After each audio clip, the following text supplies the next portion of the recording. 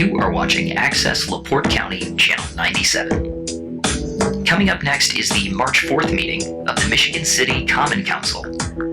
You can find more information for this meeting by visiting www.accesslaportecounty.org. Good evening and welcome to the Michigan City Common Council meeting. Today is Tuesday, March 4th, 2025.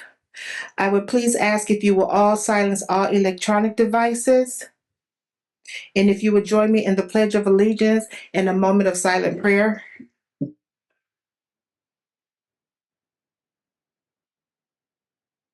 flag of the United States of America and to the republic for which it stands, one nation, under God, indivisible, with liberty and justice for all.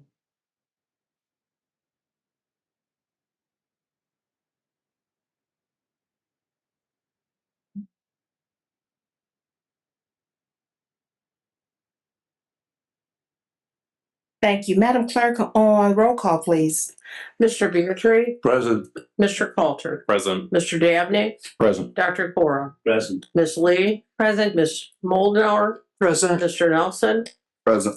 Mr. Prespolinski? Present. And Ms. Tillman. Present. We have 9 present and no one absent. Thank you. Approval of minutes, regular council hybrid Zoom, February 18th, 2025. May I entertain a motion? Support. A motion by Dr. Cora, second by Mr. Beatrice. All those in favor by acknowledging aye. Aye. Any opposed? There are none. Minutes carry.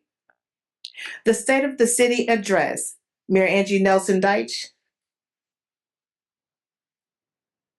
Well, this isn't the state of the city, it's a condensed version. So good evening, council members and clerks. This is a brief version of this morning's State of the City, but I wanted to make sure that we covered some of the things for the public. I know that the full version from this morning it will be on ALCO. It's already planned. Somebody said they watched it. So again, thank you for those that could come out this morning for it. But go to the next slide. You know what we did. We had a theme for today, and it was celebrating progress, confronting challenges, and committing to the future. And a lot of that was really about what happened last year, but also about what we need to still do, and then some of the things that are coming. And a lot of this is about our employees. Last year, we spent a great deal of emphasis on our employees, the importance of our employees, and you know, bearing with me throughout last year and making sure that not only do we understand what our job and our roles are, but to really guide them, provide them with resources. We did some workforce development last year, but we also did it for the public. We had the Urban Land Institute and different organizations providing training to some of you. We had the Neighborhood Leadership Academy. Go to the next one. Again, we had some of our employees who went through Leadership LaPorte County. We have some employees in Leadership LaPorte County right now as well. Shannon received an award, our superintendent of the parks. Our police and fire have been very active in the community. And I think it's a show of support to the community that our employees are participating and doing things in the community. We want people to come up to our directors and our department heads and our employees. We want them to be engaged. So that was very important in our first year, that we were seen to be visible, and we tried to do our best with that. So one of the other things that was important is that I spent time breaking bread with the employees. So we had quite a few lunches, not on the city, but on my dime. Okay, make sure that a distinction. But you know, taking the time and have breakfast and lunch and have them express, some of the issues that they're facing on a day-to-day basis, but to learn from them as well. We're just trying to make sure that their voices are heard and that we understand what their needs are. And again, we had our first class of leadership, municipal leadership interns last summer from over 10 different universities and multiple departments. We also were able to keep several of the interns over in the fall due to a partnership with Work One. They actually paid for it. And then we had a partnership with Ivy Tech with the IT department in which they paid for that intern. So we try to find creative ways to get projects done utilizing interns, and hopefully these are students that will live here in the future and spend their tax dollars here. For fire, and you all have a copy of this. I think I have this information as well. We talked about public health and safety a bit this morning, and I will say for our police and fire, they're quite visible in the community. I know that police and fire actually partnered for some CPR and AED training and did some great works and had a lot of participation from the community. But last year, the fire department had 3,928. No, I messed that up. They saw a 5.3% increase in calls for service compared to 10.63% the previous year.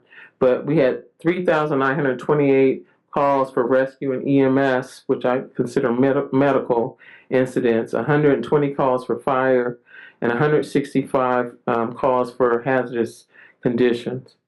The police department in 2024 saw overall crime decrease by 17.46%, with 741 fewer reported offenses, despite an increase in call volume.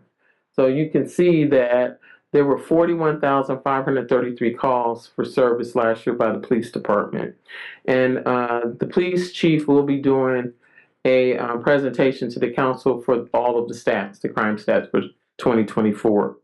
And a lot of the success, like I said, is due to their participation in the community. We had our National Night Out. We have the Police Citizens Academy, which has grown. I did it several years ago. I think it's important that people get to understand the police. But we also have a younger group of officers and firefighters that are, I'm so proud of the fact that a lot of them are graduates of Michigan City High School that are now working. I've coached some of these young men, and some of these young women have gone to school with my kids and my young adults. And I think that's important that they see that. We had one of the police officers come over to Elston and speak to some young people the week before last, and actually he was a hit. So was our firefighter that came and spoke. Public Works and Economic Development. Next slide. Last year we did a lot of sidewalks and a lot of roads. Last year we did about $4.7 million in roadways. We had 2 CCMG cycles that were completed last year. So what this meant as far as sidewalks, we did 1,487 square yards of sidewalks due to poor conditions or newly installed sidewalks in over 65 locations. But we did an additional 5,371 square yards on 15 different streets, the CCMG. This year, we have budgeted $300,000 in sidewalks, and we are awaiting our notification for the CCMG award, which is $1.5 million that we applied for, and typically we know that in April. So we're looking at another $3 million in roads. Also, we have two public works projects that are going to be underway this year that have already gone through the bid process. So the first one is the annex property. For former council people who were on the council, originally that was a $7.5 million, it was a lot. It was $7.5 million, but now we're talking $4 million, and that project will get done, and that is for that business park development. Go to the next one. Well, that's Franklin Street. Go to the next one. Oh, I must have, go to the next one. There it is. The business park development. I knew I was going to get these out of order. But this is that annex property. This is important. We talk about growth and luring developers to Michigan City. It's important that we have water and sewer at those locations. And so this project will be underway here this summer, and hopefully we'll get it completed. Now you can go back 2 slides. But the other thing that was done with our departments, we did ADA compliance work as well, and our interns helped participate in that process. They did a lot of the ADA work for our city engineer, Tim Werner. So that was well worth his money in gold. But those are some of the things that we have been doing. And of course, the Franklin Street two-way conversion, something that I never thought we would see, but we got it completed. So again, hats off to all of our team that made these things happen. Next. I want to introduce our new Director of Public Works, Wendy Vacher. Stand up and wave a little bit. Wendy is helping us to move the planning department forward. Her charge, she's a certified planner. Her charge is really pushing forward not only the planning department, but all of our departments cohesively so that our standard operating procedures, our processes and things, that everything's documented. We're happy to announce that our cloud permit software is live now. We already have contractors who are participating in that software, and I'll talk a little bit about that when we start talking about challenges. Go to the next one. Thank you. So some of the completed projects, I'm not going to name all the ones from this morning, but we have a lot of restaurants and different projects that have come before us and that have been completed. I want to name some of the bigger ones.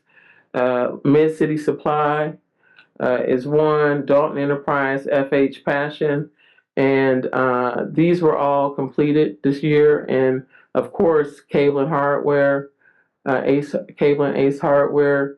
I mentioned that because that was my first job, as a kid working at Harvey's Dime Store, which had Ace Hardware in it, and it's in the same exact location. So that's kind of cool. Some housing projects. Oh, and D. Martin Enterprises. This is a big one. This is a big expansion for a family-owned business that's been here for several decades now. We're talking about a $20 million expansion for D. Martin Enterprises. So we thank all of the local businesses that have decided to stay here and expand here, and also for all of the new spots that are continue to build their restaurants and businesses here. Housing, again, we have a lot of housing in the works. That includes, again, Beach Walk subdivision. I know that Woodland Ridge is underway out there by the high school. Roads are going in, the water and sewer is going in. We have SOLA, but also we have the Franklin that everybody has seen as it is going through its progress, and Tryon Meadows. Next one. And again, the Franklin has really allowed us the opportunity to really become vibrant in the downtown area, in the sense that all these other developments are happening because of this project. Without the double track, without this mixed use project, all those other things would not be happening. Some of the housing is dependent on this station being here, because now there are other funds that are captured and also available because of the Transit Development District. So it's very important that people understand that federal dollars are all of a sudden unlocked because it's within a half a mile of this location. Next slide. So earlier, and I took out quite a few slides, but there are many challenges that we still face. So I don't want to sugarcoat the fact that there are a lot of things that still need to happen in Michigan City. Last year, we spent a great deal of time talking about the garbage ordinance, dumping, illegal dumping, and there are things that we're trying to do with that. A lot of times, you get the state of the city, and people want to talk about everything good. Well, we still have a lot of things that we need to fix, and I know that, and I want the public to know that we need their help in this effort.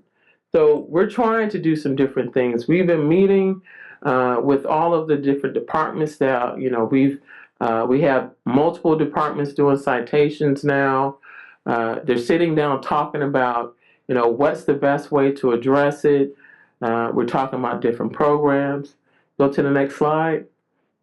These, we're doing water bill inserts. The first one went out, started the end of January. Now the second one will be going out talking about spring cleanup.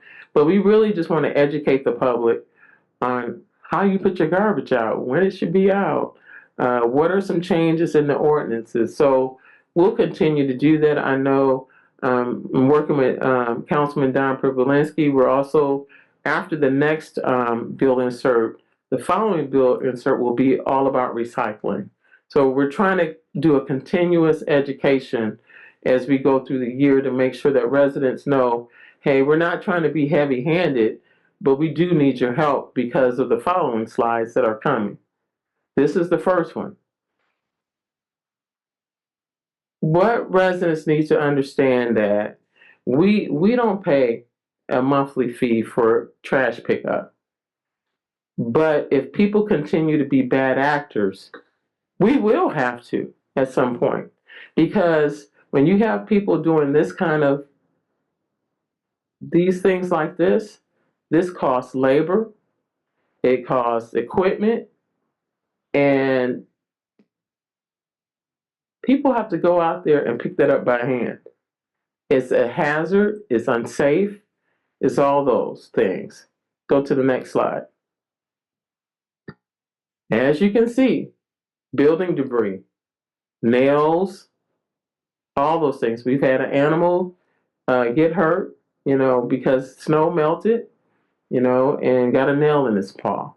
I mean, just kids. What if kids are walking? Look at that. This is just a few pictures of hundreds that I have on a thumb drive. So this is continuously happening. And, we are looking at a reward program for residents to report dumping, but also we're going to cite people. I have a stack of citations that are warnings that we're sending out a nice letter to individuals and let them know, look, this is the education process. We're not going to fine you anything, but we want you to know this is not acceptable. So we're going to continue that process. The goal is to get this until before the summer happens, because you're going to start seeing it. And I had someone complain, about, landlords, we can't help that people, are tenants, but you charge a deposit and you're making income. You can write it off or go to court to get the money. We need to make sure that this dumping does not continue to happen. Homelessness and housing. I talked a little bit about this earlier and talked about all of the programming and thank you, council members. We talk about the budget. I didn't include the budget slides because I shared them before, but it's important for the public to know that the ARPA dollars that you all appropriated and supported really acted as a backstop for the budget. I know that we went through a process of really reviewing the budget. Our budget, went down from $73 million to about 67. And thank goodness we did that and went through that exercise, because we don't know what's going to happen downstate at the state legislature. We know that possible cuts are looming, and we'll continue to participate downstate in the second half of the session. But it's important for us as public servants that we support all residents, regardless if they're homeless, underhoused, or not, right? So a lot of the funding, we've allocated money to North Central Community Action Agency for rental assistance for their program, some money for emergency shelter when it got down to 0 degrees, water utility assistance, home ramp programs, just all these things to support local homeowners. Also, we have CDBG money, and there are other programs that support weatherization, but there are some folks that fall out of that purview of where they fall income wise. So there's money set aside also for that. The last thing on the slide is the Unity Foundation Gift 8 partnership with the Unity Foundation. So $4 million was awarded to our area, and the money for Michigan City is for workforce housing, to help us with infill and affordable housing, and also with our planning department as far as the software. So that money was awarded. Michigan City was a part of 2 different projects and proposals. And 28, I think, in the state were awarded, and Michigan City was a part of 2. The other one is around our trail, getting people from the train station to the north end, to the national park, to our trails, whether that's transit, whatever that looks like. But again, Michigan City was part of 2 of those proposals, and we got both of them. Next one. Food insecurity. Again, we have the Walker Street Gardens already that we're providing some support to, but also NIPSCO called and asked about a worthy cause back in December, and said they would be willing to do a match. Now, Walker Street Garden was created with CDBG funds some years ago, over 50 grand. Well, NIPSCO offered to do a $25,000 match for a West Side garden. So very good for the West Side. We know that is a food desert in Michigan City, so great opportunity there. Also, there's money for local soup kitchens and food pantries that were included, as well as a mobile food pantry. All right. Next one. Parks and neighborhood beautification. So again, we're looking forward to really engaging neighborhoods and creating new neighborhood groups and supporting existing ones. So money was set aside for that, as well as beautifying and doing more things around arts and culture in the different neighborhoods. I also wanted to shout out the park department, because we know that we're doing a ribbon cutting at the Water Tower Park in May. And they do a great job. And I stated this earlier today. For a city our size to have a lakefront, destination, to have a zoo, to have all these parks, a golf course, they do a wonderful job. Last but not least, the opioid crisis. We hosted a roundtable in the fall, and I had the opportunity to speak at the drug treatment court last year, and we've had a series of unfortunate events. I know that we've seen a decline last year in drug overdoses, but here recently we've had quite a few, and this money has been sitting. We've been receiving opioid money now for 3 or 4 years. And on your agenda tonight is an appropriation to use the restricted funds for a grant program from $5,000 to $25,000 to support education, youth prevention, and some of those things. There will be an oversight committee that will be formed of council people and also mental health providers, police, etc. I think that it's important that we start tackling this. If we have nuisance properties, we start dealing with those as well. I know the Drug Task Force has done a great job, but again, we need to deal with the actual issue and the people who are dealing with the addiction and finding ways to at least support some of the young people that are impacted by it as well. But I think this will be a good opportunity for us to invest in saving people's lives. So we had our first town hall meeting. It was a great turnout as we look ahead in the city. And I think this is an opportunity again for us to hear from the residents. They filled out cards. The goal is to get people more involved, to express their concerns. We answered all the ones that came in. We had a few more afterwards. But the goal every single time is to keep a running list of all the issues and concerns that come up, and that we continue to grow that list and put a written document together of the answers. So that's the goal. And so March 31st, I think, is the next one. I think it's March 31st at the Hope Center. And again, we have them all over the city, Squat Post, Zion Hill, DAV. We're trying to do it in different parts of the city so that, in different times, different days of the week, so that different people can participate if they would like to.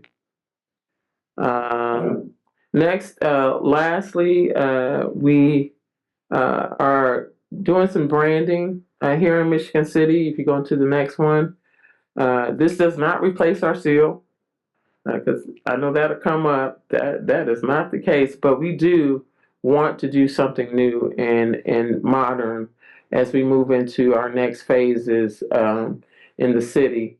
If you go to the next one, just some samples of what that looks like. But again, just a modern take on what Michigan City is and what we want it to be. Our lighthouse is important to how people recognize us. But also our website finally will be completed and launched next month. That's taken forever, longer than I expected. Realizing that we had a lot of outdated pages, a lot of broken links, all over the place. So we started from scratch. So we had to. It wasn't worth the time to try to fix what was broken. So that will be launching next month, and we're excited about that.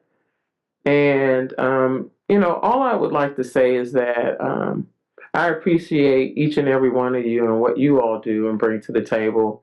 I think it's important that we're going through a transition.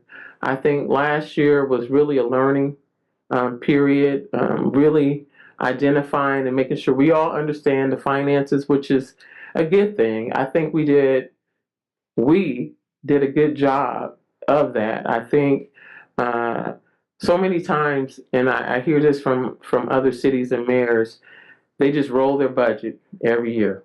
Roll it, add 10%, add 5%, without really looking at what has been spent and what we could do differently. I think there's still some efficiencies we'll find this year as we start really documenting the work and what people do. And at least that's the goal this year. And as I find things, that was last year. Anytime something was brought to my attention, I'm like, I need to call a workshop, because it's important. Historically, we just did not have that. I don't feel like we got that previously. I felt like there were a lot of hidden things that we just didn't know about. And I don't want that ever be the case for the administration and the council. When I find out something, if I'm calling a workshop, it's because I found something in most cases. And I appreciate all the participation in those workshops because I learned a lot as well last year. So with that being said, if you have any questions, I'm open to questions. Dr. Cora? Yeah, thank you, Madam President. I really don't have a question, but a couple of comments. First of all, I attended this morning. I really felt uplifted. I feel very optimistic about the future of Michigan City. A lot of positive things have been happening. One of my main concerns over the years has been housing.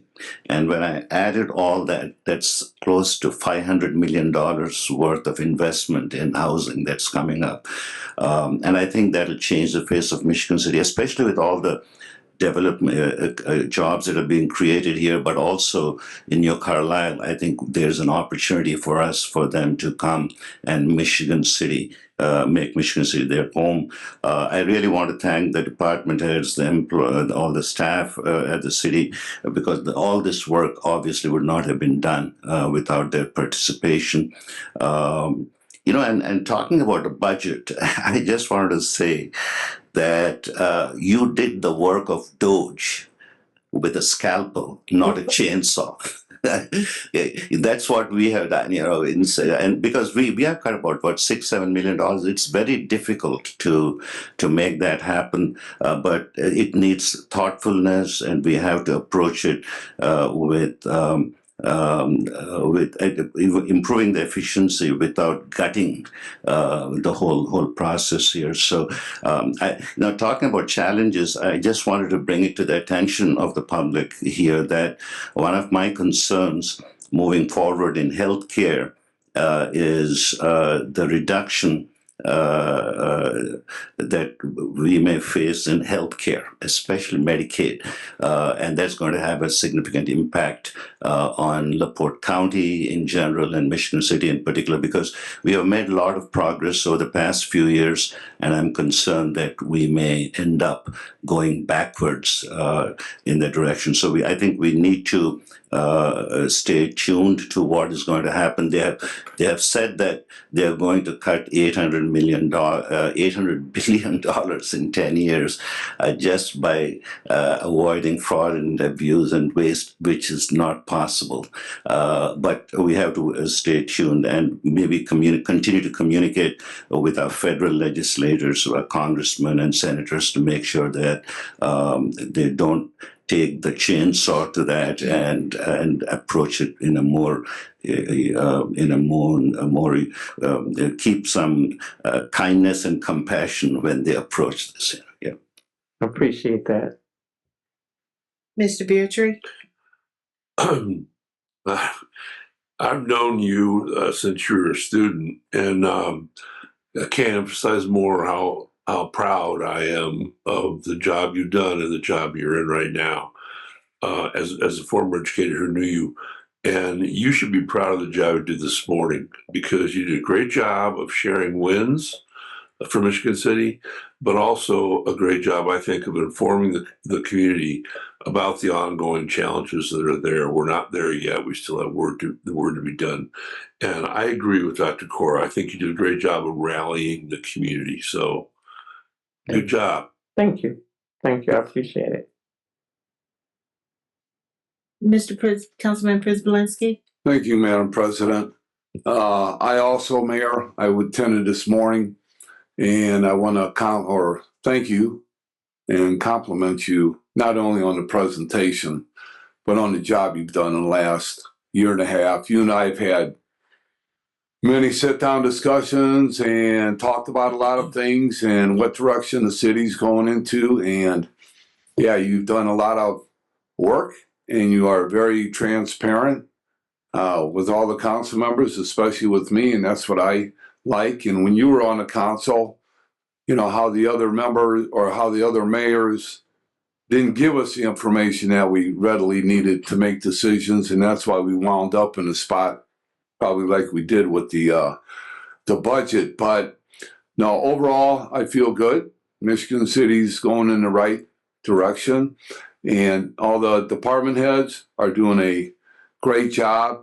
And I do want to give one shout out, okay, besides the mayor tonight, but to our police chief, Mr. Marty Corley, with a 17% decrease in crime in 1 year. To me, that's amazing. And I believe the chief said that in the past 2 years, are we correct, that it's been a 30%? Yeah, somewhere in that neighborhood. Yeah, when we had that discussion today. So where I want to go with this is that we talk about all the development. We want everybody in Northwest Indiana to move to Michigan City. And we want all our residents to stay here. But if you don't have a safe community, you're not going to get any of that. That's correct. Because people are not going to come to your community if it's not on site. So my hat's off to you, and I think you did a fantastic job, and keep it up, Chief Corley. Thank you. Councilwoman Moldenauer? Yes, Angie, I already told you this morning that I'm proud that you're our mayor and my mayor, and I think you've done an outstanding job your first year. So I'm looking forward to this second. And I think the thing that really surprised me is when I was going around knocking on doors when I was campaigning for city council, nobody had mentioned garbage or trash at all as a concern of theirs. And this has come forward as the number one concern, obviously, from a health and safety perspective, but also from an image perspective. When people come through our town and they see things like you showed us this evening, it's not a place they want to come and visit, and certainly not a place that they want to come and live. And I really want to thank Mr. Chris Carter and his whole team for putting forth their best effort with many times shortage of staff and also not having the equipment that they needed to be able to do the job. So, I just think they did phenomenal work for all of us in spite of. So I really want to acknowledge that department. And also I really like the team aspect of all of the departments coming together and pitching in when something needs to be done. So just thank you for being the leadership for that kind of effort, which is going to continue to produce results like we saw this first year. So thank you very much from the bottom of my heart. Thank you. And we got 2 more garbage trucks coming in August. So so that's a good thing. We picked up one in December. We have 2 more in August. So not. All right. If there are no other questions, thank you, Madam Mayor. All right. Thank you. All right.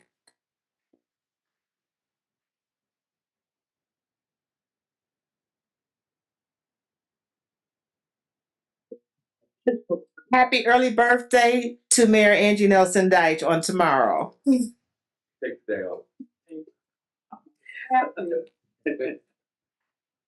We're now on back to the agenda on reports of standing committees.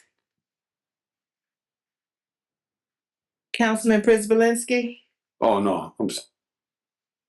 are there any reports of standing committees? Any reports of standing committees? There are none. Finance Committee meeting, the Michigan City Finance Committee met on today, March 4th, 2024. A quorum was present. The Michigan City Riverboat Boyd claims docket for March 4th, 2025, Riverboat Fund 2235, $171,679.89. Riverboat EFT Fund 2235, $0. Boyd Development Fund 2504, $0. Those claims are for the Indiana Department of Transportation for the CCMG repayment of 2023-2. And the reasoning for this payment of the $171,000 $679.89 is due to that originally this was the advance, the budget came in that was originally submitted was higher than what was needed. So the $171,679.89 will have to go back. So hope that was explanatory. So that was the total claims, and I would like to entertain a motion. Support. There's a motion by Dr. Court, a second by Mr. Beardtree. All those in favor by acknowledging aye. Aye. Anyone opposed? Are there any nays? There are none. Claims docket for March 4, 2025 has been approved. Also, the 2025 Riverboat Fund Statement of Cash Position, Fund Type 2235, ending balance $474,845.68. Fund Type 2236, Rainy Day Fund, ending balance $1,848,763.71. The fiscal year to date, March 31st, 2025, grand total $2,323,609.39. Also, during our Finance Committee meeting under comments by the Finance Committee, I had the opportunity to read over the model annual spending plan for the 2025. Just to convey, to let the public know that the funds that or finances in regards to the redevelopment or how those funds are being used, this information has been repeatedly shared through workshops, through the redevelopment committee meetings. And so I did share that with the public, and that any information also in regards to the finances of redevelopment based off of the city planning can be obtained from the controller's office.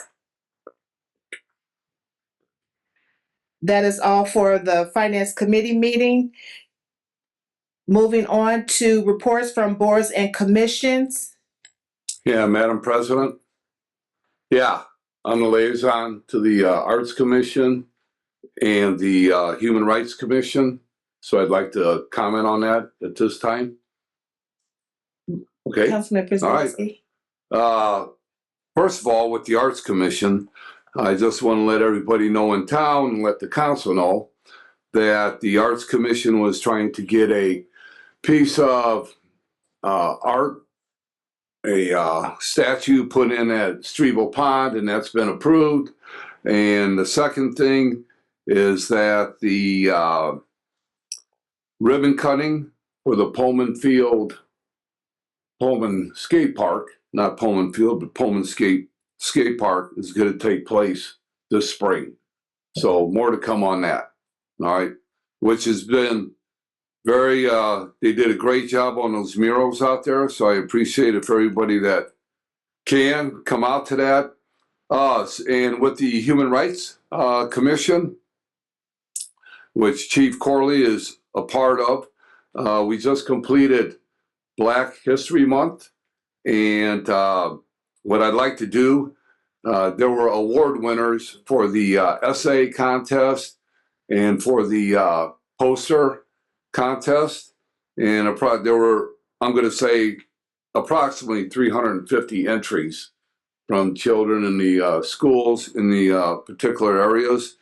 And the commission gave away $800 in awards. What I'd like to do is to just, and because I think they deserve the recognition because they took the time out to write the poem or write the essay or draw the art, the picture, is to give the participants, there we go, participants acknowledgement for that. So on the posters, all right, for the posters, and this is K through 12 or K through 2. First place was Quinn Williams from Renaissance Academy. Second place was Raina Corley from Edgewood Elementary, and third place was Hazel Gouge from Renaissance Academy. Third and fourth grade, first place was Adeline Johnson from Renaissance Academy. Second place was Amira Simmons from Edgewood Elementary. And third place was Samaya Tyler from Edgewood School. Fifth and sixth grade, first place was Julia Wallen from Renaissance Academy. Second place was Jonah Haverstock from Renaissance Academy. And third place was Hadley King from Renaissance Academy. And now we're into the essays and the poetry. Seventh and eighth grade, first place was Aliyah Kelly from Barker Middle School. Second place was Gayla Jackson from Barker Middle School. And third place was Tristan Paizia. And ninth and 10th grade, first place was Raylan Corley. Second place and third place, there was no entry. And for the 11th and 12th grade, get that out of the way, Emilio Munoz. And second place, okay.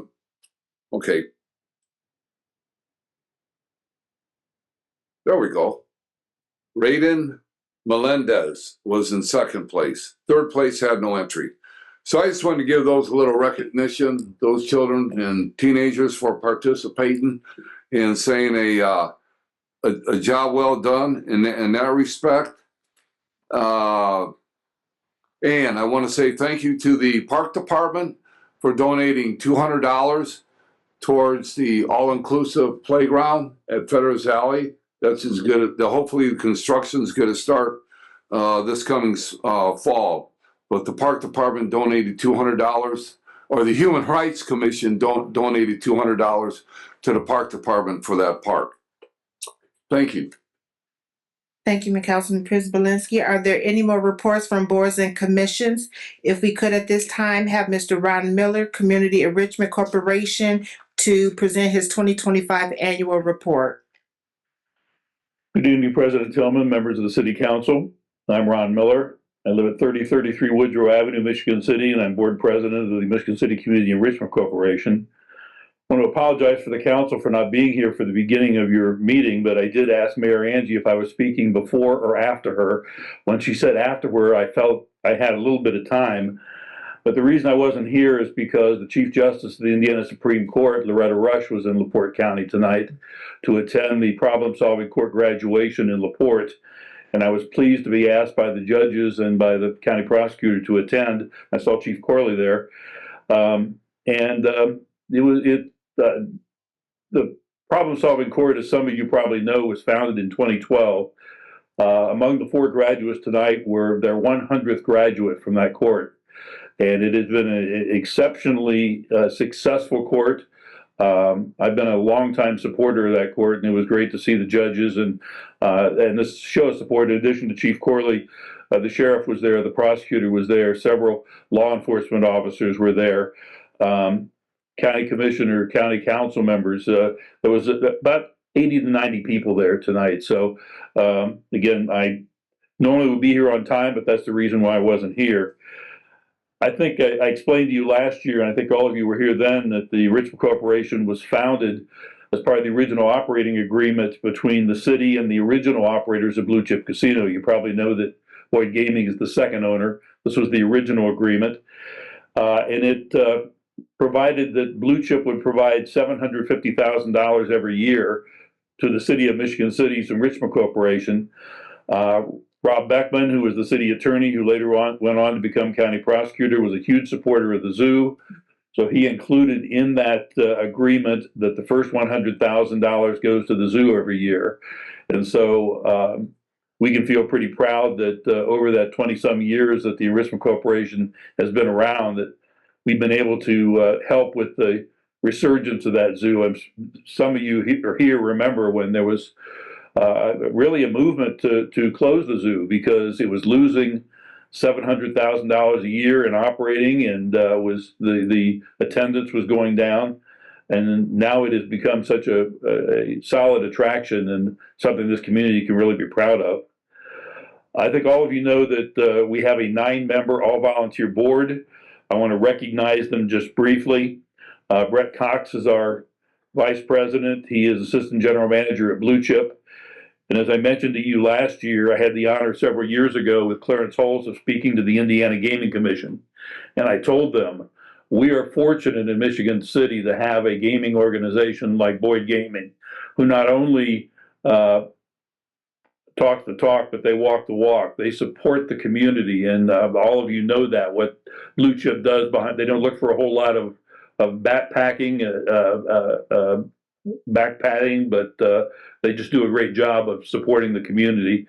Our other members are Ken Fly, Denise Conlon, who is a recent member addition, Jason Kirby, Stacy Benning, Dan Granquist, Kansas Adam, and Greg Hinchman.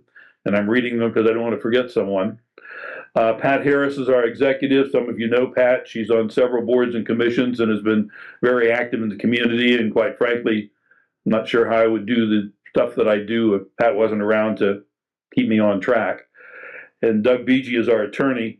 I also should have mentioned last year, and I did not, but Mary Lake, who was the assistant county prosecutor, who now works at the University of Notre Dame, she felt strongly enough about the Arisma Corporation that for the last roughly year and a half that she served as our attorney, she donated her time. She said she would not accept payment because she felt that the Arisma Corporation was doing such a great job for the community. So I think that says a lot, not only about her, but about the Arisma Corporation and about what we do. This year we had 63 applications, and those are not organizations, those are projects. You have to be a 501c3 in order to apply, and you have to be providing services within the boundaries of Michigan City area schools. So it's outside of the city boundaries, but it's within the school corporation boundaries. We had 63 applications for just over $1.25 million, and we awarded to 44 or 45 organizations just over $600,000, about $610,000.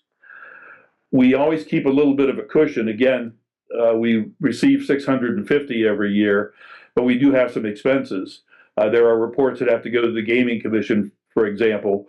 We have to keep track of everything that we spend and everything that we take in for obvious reasons, so that we account for the money. And so there are some expenses. And this year, for the first time, I was on the board, I think it was in my second year, when we, excuse me, when we switched from paper to computer, and now all of our applications are done online. We upgraded our computer system and our website for the first time, and wanted to make sure that it was done in time for this most recent grant cycle, which we did. We know we're going to have some fine tuning, and we're going to do that, but I think the process went pretty well. As I said, we had 63 applications, and we met with the process is right after Thanksgiving, all of us are given access by computer to those 63 applications. Each of the 9 members reviews every single application, all 63 of them, and we grade them on a scale of 1 to 4. Those results are then tabulated, and it gives us a list based on those 9 individuals' feelings about the applications, because any of the 9 of you and myself, we're going to look at that application, we're going to have a different feeling about it. We're going to favor some more. We may not be quite as hot on some others, where other people may feel differently. And so we compile those, and then that gives us a list to start from. And that's where we start when we do the deliberation process, which we did on January 9th at Blue Chip, which is not all that bad because they provide a pretty good spread for us before we sit down and do our deliberations. But we awarded just over $600,000 in a little over 2 hours this year. But we came back at our meeting last month in February. We're meeting again tomorrow night prior to our banquet on March 20th, and I'll get to that in just a moment. But we came back at our meeting on February 5th and found that we still had another $30,000 that we could award. So we awarded to about a half a dozen additional projects an additional $30,000. again, we wanted to make sure we had cushion so that if we had a unexpected expense that we weren't something with the website upgrade, for example, or something we weren't expecting. So the process went extremely well. On Thursday, March 20th, we will meet at Blue Chip. Some of you have attended. I know Don has on a number of occasions. The mayor has been there. You will all, if you haven't received them yet, will be receiving an invitation in the next couple of days. It is on Thursday, March 20th, begins at 5:30 in the Suncoast Event Center at Blue Chip. The reason why we are inviting council members and the mayor, but not guests, is because every dollar that we do spend at the banquet is a dollar we can't give to our not-for-profits. So we are very stingy about how we spend our money. We have done, I think, a really good job of managing our expenses so that we can distribute as much money as possible each year. We'll do that. We'll hand out those checks on March 20th. And again, the food at Blue Chip is exceptional and you're all invited. I've been doing this for a while. I think this will be my 12th banquet, something like that. And I learned something more about our not-for-profits every single year. It is quite an eye-opening experience when you find out what some of our groups and organizations in Michigan City are doing for our local people. And they work together. Funding for not-for-profits is not all that easy, as I'm sure all of you know. And they do just an outstanding job of using those resources. And we're fortunate to have a lot of them. We will be reviewing our website process and see what worked and what didn't, what fine-tuning we need to make. We did make some fine-tuning this year about the number of grants that could be submitted and the dollar amounts, and we'll probably do some of those as well. And so that will be the process. We meet every month on the first Wednesday of every month upstairs, and that will be the process that will start beginning in April. Finally, you have on your agenda tonight later the application to reappoint Stacy Benning as one of the members of the commission. I'm pleased to know that we've had a couple of other people that have applied, and because I'm glad that people are interested, and we certainly welcome new people. But I want to tell you that I personally, and Brett Cox, who wasn't able to be here tonight, our vice president, are asking you to reappoint Stacy Benning to another 3-year term. This was her first 3-year term, and she's done an exceptional job. She's been very dedicated to the Enrichment Corporation. But we will welcome some new members, and we've had some member turnover. Fortunately, not in the last year, not a whole lot, but we will ask you that if you will consider reappointing Stacy Benning to the Enrichment Corporation board for another 3 years. And with that, if there's any questions, I will do my best to answer them. Are there any questions by the council? Dr. Cora? Just a comment, Mr. Miller, I've known you for a long time. I thank you for the service you have provided on this Enrichment Corporation for many, many years. And also, please extend our gratitude to all the other members of the committee who have volunteered their time. Thank you. Thank you, Doctor. Councilman Pryzbylewski? Yeah, thank you, Mr. Miller, for your hard work and dedication on this commission. How long have you been on this now? This is my 11th year. Yeah. I served for 6 years. I was off for a couple of years, and I was asked to come back. And I think this second go around. I think I'm just starting my 3rd year. So Yeah. but for a few years, and as I said, it's been rewarding. I certainly enjoy it. It's volunteer, so it takes a pretty decent amount of my time, but when you see what these not-for-profit organizations are doing for our community, it certainly makes it worthwhile. I was sitting there listening. That seat over there, I started sitting in that chair somewhere around 1985 is when I started coming to city council meetings. And then COVID came along, and I found out I can watch you on Alco, and I can have my dinner while I'm watching you do what you're doing up there. My lazy boy is a lot more comfortable than that chair over there. So that's what I do now. So I'm not here as often, but I always look forward to seeing Gail. So thank you very much. Thank you, Mr. Miller. Next on the agenda, reports of special or select committees.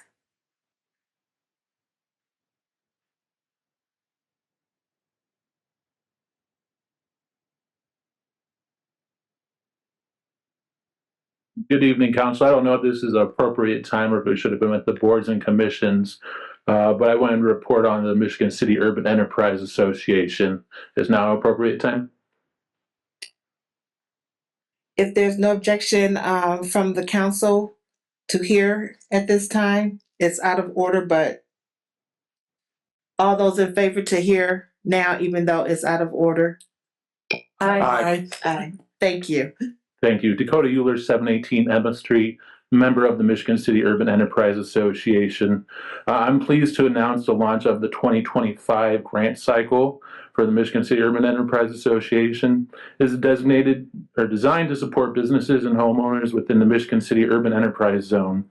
We have 2 grants that are actively in place right now, which is the Business Assistant Grants, which is offered to businesses to assist with exterior, interior improvements, signage, machinery, equipment, and building upgrades. These grants will be reimbursed 50% up to eligible costs to a maximum of $7,500.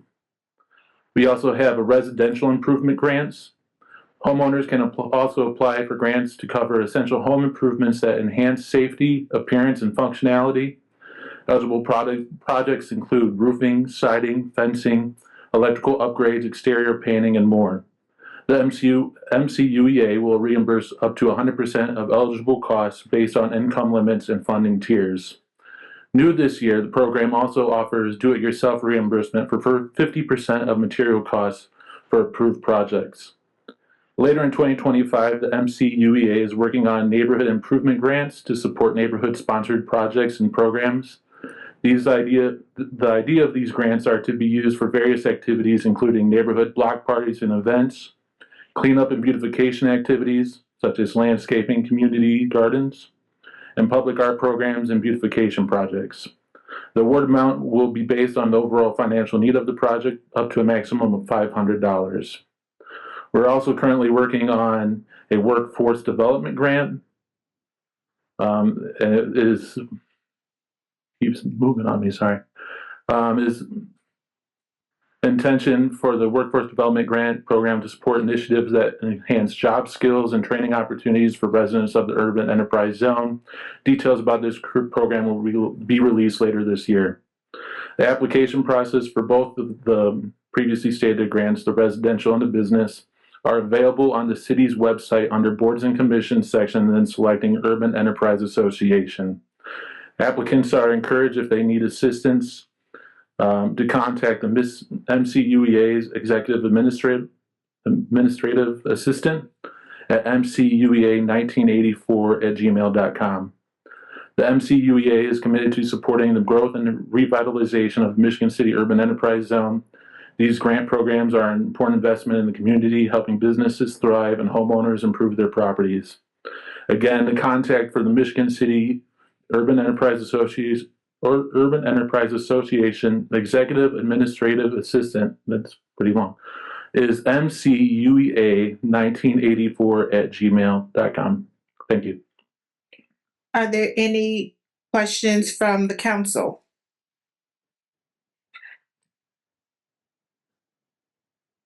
Excuse me, President Tillman, just true.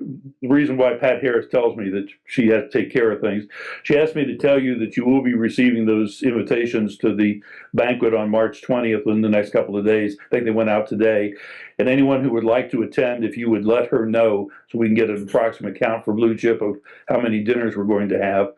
I also told Stacy Benning I would inform you that she volunteers for a youth organization that had a youth event tonight, or she would have been here. But she's not able to be here tonight because she had made a commitment to be at that youth organization event. So that's the reason why she's not here this evening. Thank you, Mr. Miller. Mr. Euler, if you would please come back up to the podium. Or that one's fine. I just have a general Councilman comment. A general comment regarding the annual reports. I had asked the clerk's office to send me information of different boards and commissions that have not given their 2024 annual report to the board. It is a part of the ordinances that set up these organizations that they're supposed to come and inform us of what they've done throughout the year. There are some out there that have not done that, and I just want to let them know that I will be in contact with them, asking them to come to schedule to make an appointment to do that here for the city council. Thank you, Councilman Dabney. I have one question. Do UEZ entertain expanding? I believe it's something that we are considering at this time, but it is going to have some discussion between our legal and then some of the other representatives. That would be interesting. If you would, could you keep the council updated on what the status of that will be? If not myself, I'll instruct my president to make sure he's here for you. Thank you. Moving on to reports from mayor or other city officers and departments.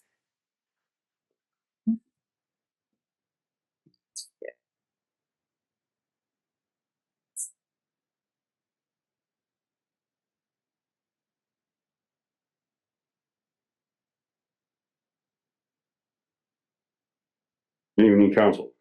I want to touch on something the mayor said. She brought up our statistics. What I do have is we've done our statistics for, we have a 3-year for 2022, 23 and 24 that I can email you all. So, and then you'll have it for your records and you can look at it anytime you want. And it has a breakdown of all of our categories and subcategories and whatnot. And you can see all the specific numbers. But what I will say is we did have an increase from 22 to 23. We had a approximate 10% increase, and then from 23 to 24, we went from 4,745 calls. We finished 2024 with 4,999, so approximately a 5% increase. That increase, majority of that was medical calls and some false alarms. Our fires were actually down, whether that be due to education or people just kind of being smarter about what they do. Either way, the fires are down. I do like that.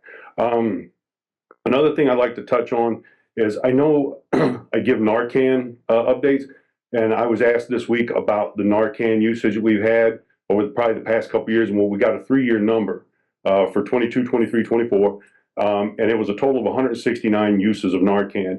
So when I come up here and I give a use of Narcan, I don't know if you all know this or not, that's just what we've used. Like if we go on a call and we initiate the usage of Narcan, there's been other calls that we went back to August of 22, so about 2.5 years, and we had over 170 calls where Narcan was used.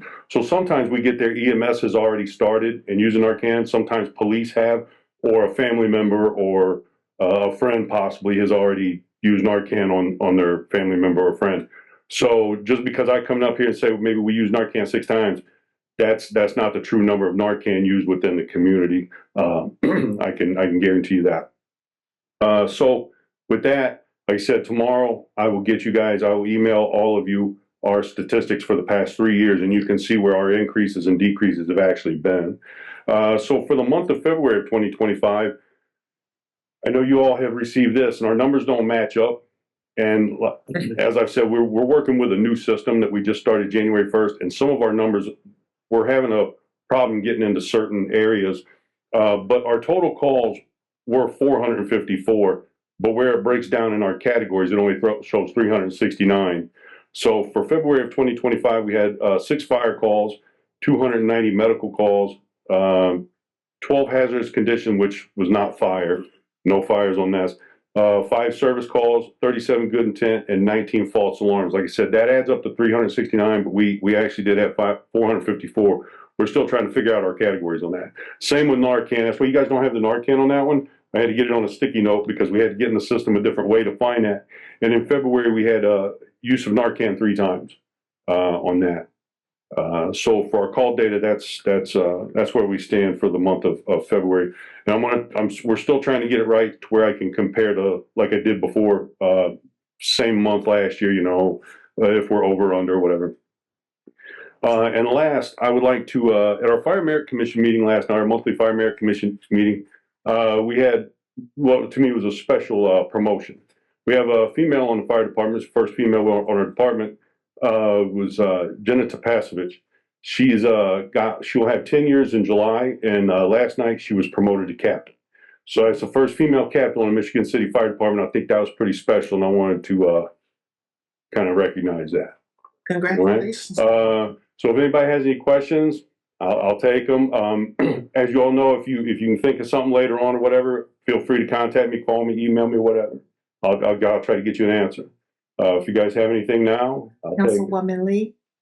Yeah, I would also like to congratulate all of the promotions from last night, but especially our first female captain, Jenna Topasevich. Congratulations. Yeah, I thought that was special. Thank you.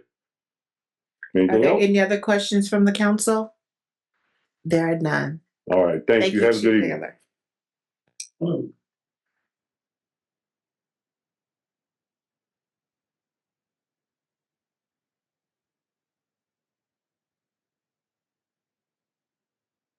Good evening, Madam President and City Council members. Coming around now are the stats. I emailed them earlier, but right when I was walking in, you guys were starting, so I didn't want to get in the middle, so they're passing around.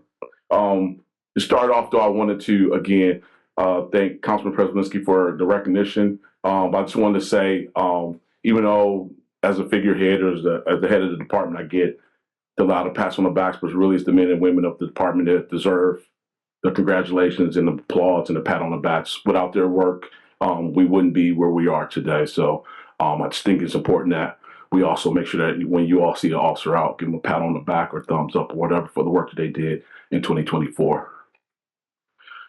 So now on to our stats.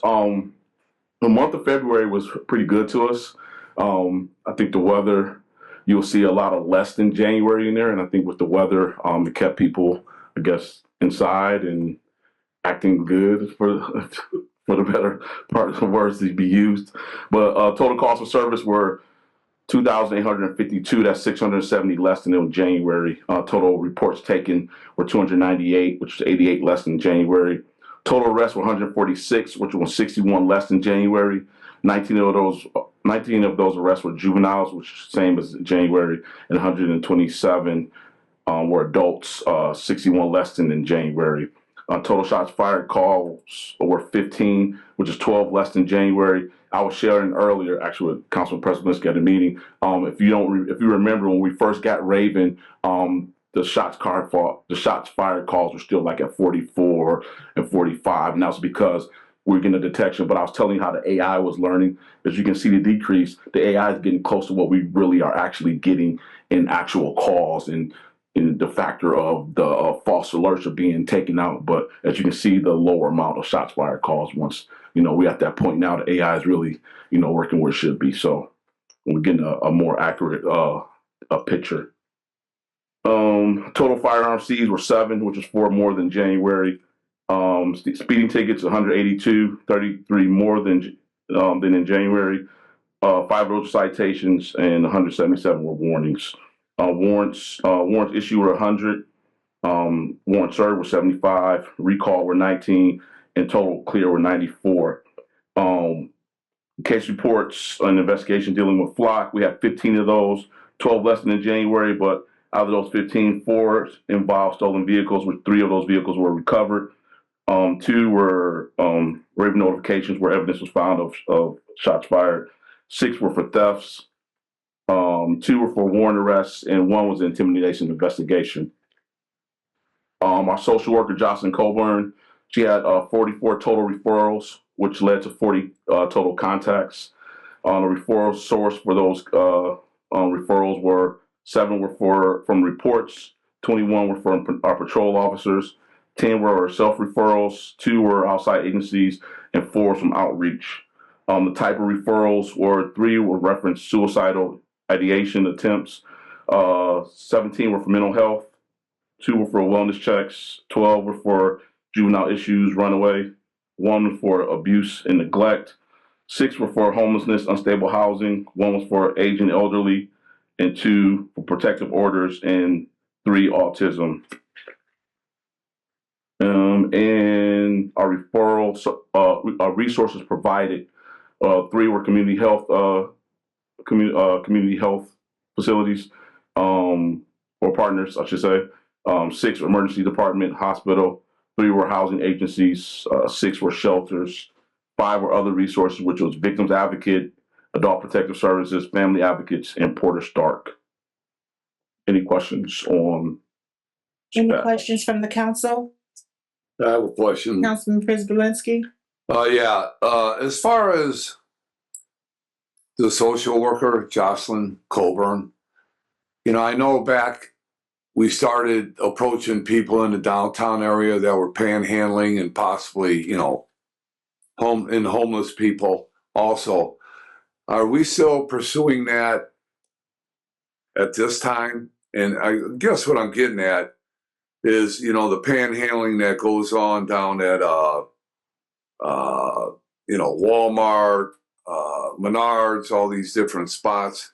You see the same people out there all the time. Has the police ever approached these people and asked them if they need help or if they want to find a job or if they want, what the issue is? Yeah, so Jocelyn has pretty much, we have people on Facebook who always make their situations known.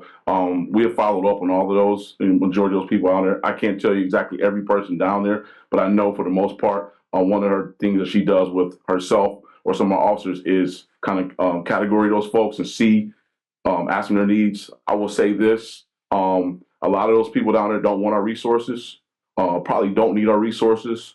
But again, there's no law on the book to stop them from doing what they are doing. I know in 2023, when we was addressing this issue, the one that we had started looking at working with social service agencies, and because really when it comes to panhandling, one of the biggest problems are us, the people who give the money to them. That's another part that we have to deal with. So we had actually looked at partnering with the United Way, where we, instead of, people, because people want to give, I get it, you want to give, but instead of giving to that direct person, we're going to use QR codes in areas where people can give directly to United Way, which that money would then go to the social service agencies that would then have the resources for these folks. We looked at that in 2023, but at the time, Mayor Perry did not want to hear that from us. So it just kind of got scrapped. That is something that we will look back into to bring them to Mayor Angie. I know that Mayor Angie had sent our social worker plus one of our officers that was big into our crisis intervention training and one of her people to a conference to kind of deal with some other, to get resources and ideas of ways to help the homeless situation a little bit more. The conference is called PARI, so it kind of deals with some different alternatives. So I'm excited to kind of see what comes out of that. But we continue to catalog not only just those folks, but go out into the encampments and everything to continue that relationship building and getting them to the services that they need. I have two questions. One in regards to that. So do majority of the retail stores that's on private property, normally for what I've seen in the past, that they do no trespassing. Are they still enforcing the no trespass for loitering or loitering on their properties? And then if they're second, then that's when they contact the local law enforcement. So that is another alternative that some of these businesses can utilize. However, the other resources is more beneficial. But again, for those that they're just out here doing it to be doing it, then they will probably take heed and it will benefit those to do the no trespassing opposed to. Yeah, so a lot of the businesses do uphold the trespass. We actually have what happens is in our database management system, if you're put in there, you give them a profile. In your profile, if you give a trespass, it's attached to that. But also dispatch center has a list of people who have been trespassed from business. So because we have a lot of repeat offenders, so when officers go there, they can already tell them in advance that they have been trespassed. The problem with majority of the panhandlers that Councilman Preselinski are talking about is they're actually on public property. They're usually in the median barriers, which when you're now down by Meyer, that roads are no longer private. They belong to us. So that becomes a problem with them. But those that do solicit and loiter on private property, we do address those. Again, we have a lot of repeat offenders who sometimes, depending on the demeanor, they go to jail. Other times, we'll get them to the resources, take them to the resources that they can benefit them. I can tell you this, a lot of time those folks don't want the resources because they're still dealing with some other issues. And and as I sit here, the last 2 to 3 years that we've dealt with this, that I've been in this position to kind of deal with it, you know, my talk has always been we have to work with our social service agencies to eliminate this issue because we can't arrest our way out of it. All we're going to do is crowd up jails, and so that's been our thing that we have done in the past and will continue to do. I think there's times when there is arrests have to be made, but I think there's a lot of times where we have to continue to push the people towards the resources or give them the things that they need so that they can take the resources. And the one thing I have learned over these course of years being a police officer and dealing with the homeless issues is that it's not about people being lazy and not wanting jobs. It's about mental health. It's about trauma, and it's about substance abuse. And so we have to dive into those things also. Unfortunately, it's a long-term deal and not a short-term fix for us. And so I know that sometimes the public doesn't want to hear that, and I understand it. I mean, believe me, it's not just the public. When I talk about the public, you know, I know a lot of people who, you know, feel that way, and I get it. I used to feel that way too until I kind of understand more of the cycle. But again, I just think that's the way we have to deal with it, and hope that the public can give us some leeway as we continue to deal with it in that manner. Okay. And then my second question, so for the referral type for the autism, I'm just curious, is it when she goes in, are the autism for adults, are they children, and or vice versa, as far as this it's an autism individual, it may be there is. And so just looking at our report and knowing that what we have, as community enrichment came up here and talked about their grants, Jocelyn actually got a grant from Unity Foundation, reference Ben's Blue Bags. Ben's Blue Bags deals with tools and resources that officers can have in their car and really in advance in their hands to deal with people who have autism. So I think in her report, it's more about folks she has deal with autism. What I don't have is the demographics according to gender and age.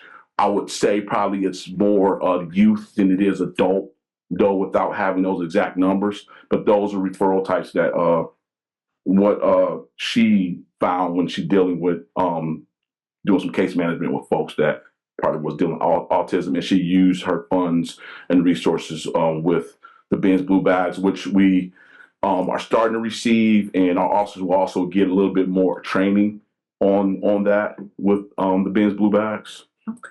Oh, interesting. Okay. Thank you. Councilman Dabney?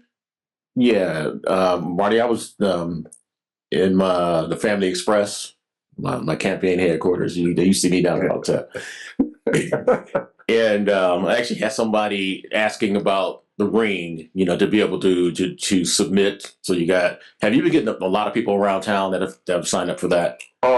So when we first pushed it out, we did. It kind of plateaued. I think we're starting to get more and more because we're pushing it every time. Every time I have an arena to talk, Coffee Connections, other places, neighborhood association meetings, I push that out. Before we had this big flyer that we would have, now we have business cards that have the QR code that we pass out. I think we're starting to gain more traction. What I do like about it is that because of the system we use, it's countywide. So we use Utility, which the platform is called Polaris that they use. Also, the county police uses it. Long Beach Police Department uses it. LaPorte City Police uses that same. So now, you know, it's if you live in LaPorte and you might see us, you know, you can sign up and you still get it. So I think we did plateau, but we're starting to see a rise, and a little bit of that rise has to do with not just here, but I think countywide also with people signing up for the ring. We have, you know, been going to, so in the city of Gary, in South Bend and East Chicago, they have real-time crime centers, which they have been using. Now, that's not where we're at yet, or, you know, it's just but they get a lot of cooperation from their, the public, especially with the Ring cameras, and their gas stations actually are big partners with them when it comes to having access to their cameras, and they've actually solved a lot of crime.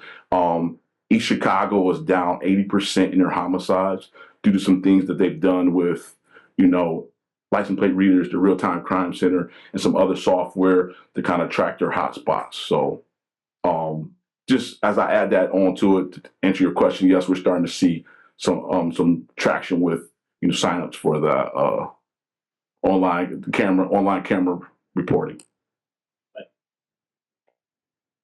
I believe that concludes our questions from the council. Thank you so much, Chief Corley. I also wanted to thank Inez Rodriguez.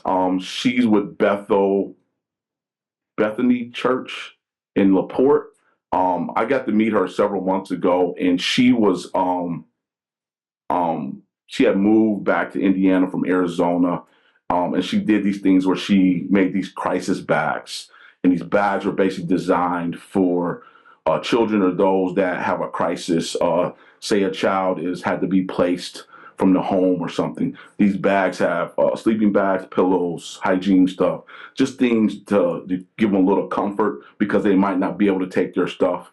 So as we talked about Ben's Blue Bags, I wanted to make sure that I recognize Inez Rodriguez she brought over about 15 of the bags for us to use if needed. And she even, not only did she bring the bag, she actually brought like a stand for them to be on because they're right outside Jocelyn's office, so an officer can pick them up, put them in their car, or if somebody needs them, you can pick it up and take it out. So I just wanted to thank Mrs. Rodriguez for not only donating that, but just seeing fit that because she'd asked for no money, and it's just she kind of sought us out to do that. So I just wanted to give her some recognition and thank her, and thank you all too. Thank you. Madam Clerk, are there any petitions this evening? There are no petitions. Madam Clerk, if you would read the communications. Correspondence was received in the clerk's office on February 24th from the Michigan City Firefighters Association Local 475 regarding negotiations. Correspondence was also received on February 27th from the Indiana Department of Environmental Management regarding construction permit approval. Madam Clerk, our first resolution for this evening. A resolution by title only adopting the principles to guide Michigan City in the use of opioid litigation funds. And this is introduced by Dr. Flora and Mr. Przybylski. Are there any comments by the sponsors? Yeah, Madam President, I'd like to read this resolution because I think it's very important on what we're going to be dealing with. And just like the Chief of Police just said, that drug abuse is probably the #1 issue with homelessness and what's going on in society. So I'd like to read this so everybody in the public and everybody on the council understands it if they haven't read it yet. So, whereas the opioid crisis has caused significant harm to the residents of Michigan City, Indiana, and the nation at large, resulting in loss of life, adverse health impacts, and substantial economic and social costs.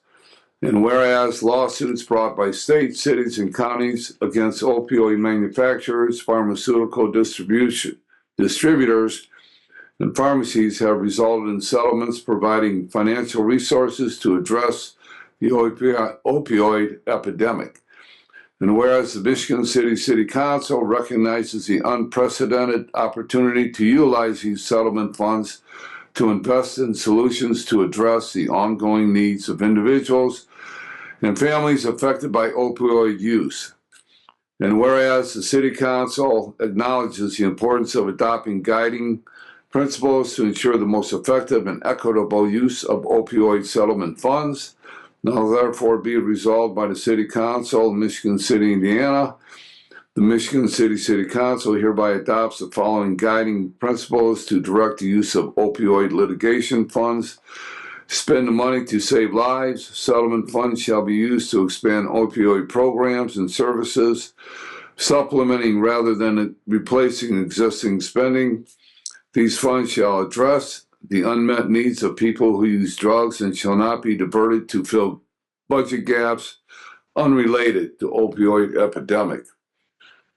B, use evidence to guide spending. Funding decisions shall be informed by the evidence-based research and best practices Ensuring resources are directed towards programs proven to save lives, such as medication-assisted treatment, harm reduction services, and recovery support initiatives. C, invest in youth prevention.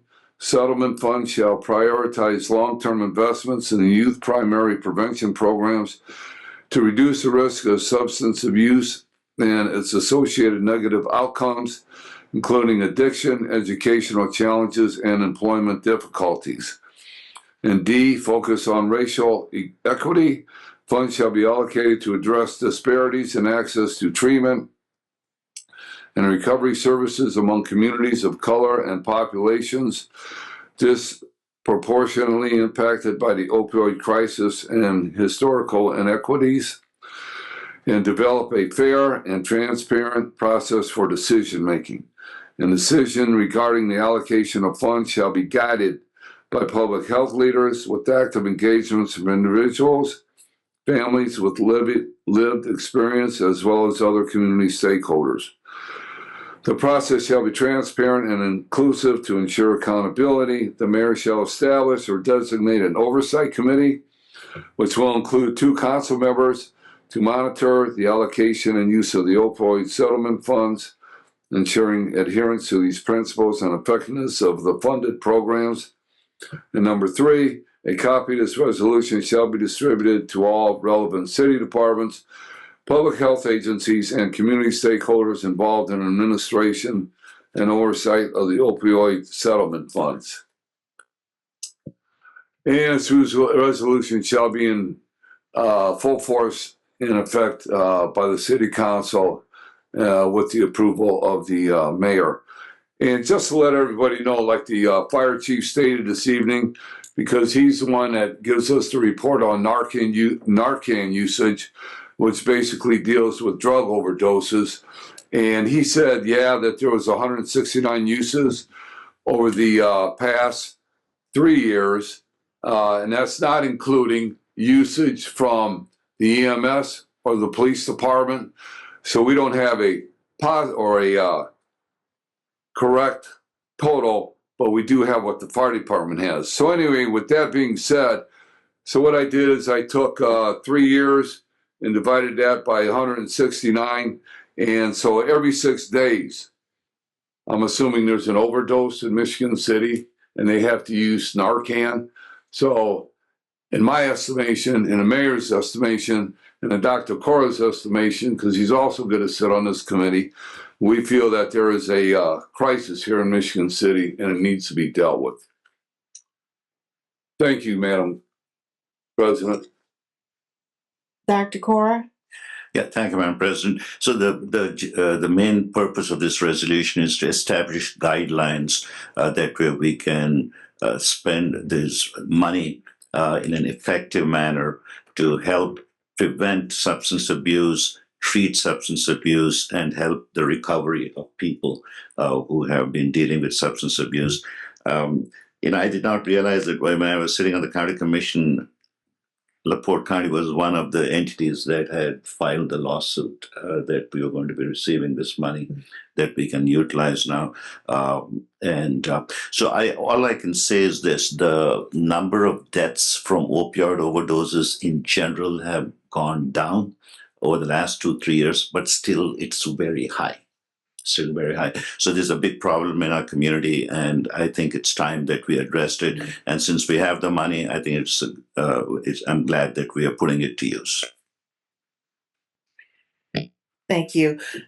Before we open it up for public comment, I just want to make sure that we all have an understanding that your public comment is for 3 minutes. Your public comments will not be yielded over for someone else to complete your 3 minutes. So opening up for public comments on this resolution. Opening up public comments on this resolution. Open up public comments on this resolution. Closing public comment. Comments by the council? Mr. Beatrice? I just had a really quick question. I know later on at this meeting we have an ordinance on first reading that we're going to consider from the mayor that's asking for $175,000 in restricted money for this. And this resolution and the ordinance that we'll look at later both refer to a designated oversight committee made up of various people, two of which will be council members. I'm just curious about whether or not that oversight committee has been established yet, since we're going to be looking at $175,000 worth of money in a minute. I think from what the mayor had said that she's still working on setting that committee up. That's what she had talked to earlier. So it hasn't been established yet. Okay. Motion to approve. Support. Motion by Mr. Prisbalinski, second by Councilman Dabney. Madam Clerk on the vote? Mr. Beatrice, Aye. Mr. Coulter, Aye. Mr. Dabney, Aye. Dr. Cora, Aye. Miss Lee, Aye. Miss Moldenauer, Aye. Mr. Nelson, Aye. Mr. Prespolinski, Aye. and Miss Tillman. Aye. We have 9 in favor and no one opposed. This resolution, motion carries. Madam Clerk, on first reading by title only, our first ordinance. An ordinance on first reading by title only, creating section 2-346 in the Michigan City Municipal Code to adopt the procurement method set forth in IC 5-23 ET sequence commonly known as Build, Operate, Transfer, BOT agreement, public-private agreement. And this is introduced by Ms. Moldenauer. Any comments by the sponsor? Yes, thank you, Mr. President. Jessica Ward, airport manager, was not able to be here because of a conflict in her schedule, but she'll be present next meeting to give an update on the airport. Graciously, Mr. Paul Schaefer is here to talk about this. So, Paul, if you'd come up here, please, because I am in no way an expert in this particular way to operate and transfer funds. So thank you. Good evening, Madam President and Good evening. members of the council. I'm Paul Schaefer. I work with Butler Fairman and Seifert Engineering. We work with the airport on many projects over the years. This particular delivery method in Indiana Code 523 is not a new method, but it is new to the airport. And it's often used when you have projects that have a very complex system that needs to be delivered. So in these cases, the Excuse me, sir. Ma'am? Sorry. Okay, thank you. Okay. If you go ahead. Yeah. So in the cases of pre-engineered buildings, fuel systems, other systems that that require a lot of expertise in those fields, we like to look at qualifications. So this particular method allows, in addition to competitive pricing, us to basically judge the proposals on qualifications basis. And so that's why the airport would like to take a look at this. Specifically, they're looking to procure a fuel system, replacement of the existing fuel system that is going on 20 years old. This will be a huge safety improvement, environmental improvement for the airport. So this particular method would be the first project that they would use. Maybe other projects in the future, but specifically, these fuel systems come as pre-engineered package systems, and we want to make sure that the contractors who are bidding on them are highly qualified to do the work. And so that's the primary use of this particular method at this time. Happy to answer any questions specifically about the process. Are there any questions from the council? Dr. Cora? Yes. That's one question I had was, if the private contractor who builds and operates this, will this be owned by the city or will this be owned by the private contractor? Yeah, that's an excellent question. So the build and the operate and the transfer are all options, but you don't have to do them all. So the statute actually allows you to do any part of that. So the operational portion of this, though, however, so the build can be very straightforward in the build process. It's just a normal construction contract, but it's governed by a guaranteed maximum price. So we negotiate that after the selection of the contract. The operational portion, in this case, could be operated by the operator, but because the FAA, we're seeking FAA funds also involved in this, and they don't allow a third-party operator. So we will not exercise that on specifically for the fuel system. But in the broader view of the statute, you could have a developer operate the facility in exchange for usually some fees for the operational period. And that also acts as a financing mechanism in certain projects that more appropriately might be a hangar building or something like that. The transfer is just the process at the end when it reverts back to the city.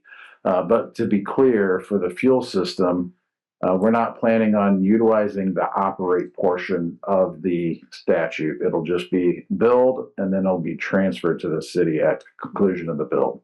Thank you. Councilman Beatrice. I need some clarification so that I'm sure that I understand what we're doing here. The ordinance is fairly straightforward. You're asking the council to approve a BOT agreement, but it also mentions an advisory committee again. Is the advisory committee going to be driven by the airport people or the council? Because I don't think any of us have any knowledge about how to determine best and final proposals. Right. Yeah, we envision on this particular project, the advisory committee would be the ones that would score the proposals, and that would be the Board of Aviation Commissioners. Okay. Okay. I'd like to open this up for public comment. Are there any opening for public comments on this ordinance? Public comments on this ordinance? There are none. Opening back up to council comments. Councilman Przybylski. Yeah, I just have another question for the gentleman. And I guess the advantage of doing this is so that when they go out for RFPs, that they come back with the best qualified technical people to install this equipment so that we won't have any problems with it. Correct? Is that the basis of this whole project? Correct. And then after it's built, they just transfer it to the city. Correct. Okay. Yeah, the proposals will have a scoring criteria similar to the way you might select a professional service or a consultant. Mm-hmm. So, for example, we'll have must have completed 5 aviation fueling systems in the past, provide their references. And then each of those categories gets scored. And then that rolls into the guaranteed max price negotiation. So there is still competitive pricing, but in addition to competitive pricing, you get a qualifications to make sure, as compared to design bid build, we basically have to award the project to the lowest responsive and responsible bidder. And sometimes that is the qualifications. It's not clear on whether those contractors are able to actually perform the work. And so in this case, if they do not have for example, the 5 previous projects where they've installed an aviation fuel system, then they'd be disqualified as a responder. Okay, thank you. Councilwoman Moldenauer. Sure. Thank you, Madam President. I just want to emphasize what Mr. Schaefer said again, that the Aviation Board will not have to go with the lowest bidder. So I think that's a primary reason to actually vote this in as a process, that we're sure we're getting somebody that's highly qualified to do the work. And then I also want to emphasize there's no request for funds from the city for this particular ordinance. And then finally, as the liaison with the Sustainability Commission, I'm super excited about the opportunity for us to actually have green jet fuel available for sale at our airport, and that would be the first in our area. Are there any other questions from the council? There are none. Mr. Schaefer, thank you so much. Thank you all for your time. This ordinance will be held over to the next council meeting. Madam Clerk, if you would, by title only, our next ordinance on first reading.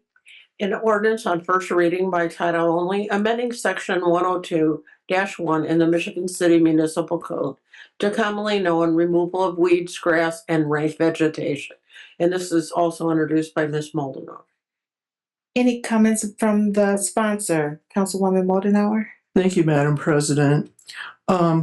Forester Mike Wolf was not able to be here this evening, and he did notify me about that. So he gave me some what I would call cliff notes. So hopefully I'll be able to communicate the reason for this. The focus of this ordinance is simply to reduce the notification time from 10 days to 5 days. And this is in an effort to streamline our city's citation and abatement process, because 10 days was way too long to expect an action from the property owner.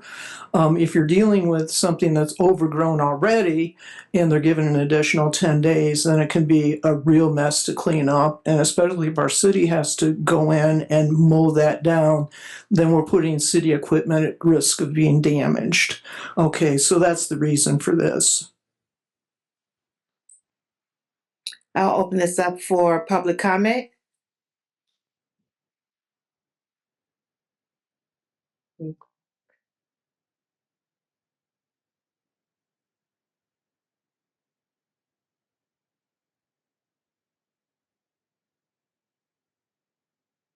Good evening, Mr. Snow. How are the Leghorns doing? They're 13th and All right, they're producing. okay. Good evening, council. I want to take some points of interest in this ordinance and exactly what was said on streamlining the process, that 10 days, because 10 days have been written into the ordinance since 2014. And before that it's always been 10 days. The problem being is that if you have a citation, is that they are now changing also 5 days to appeal that citation.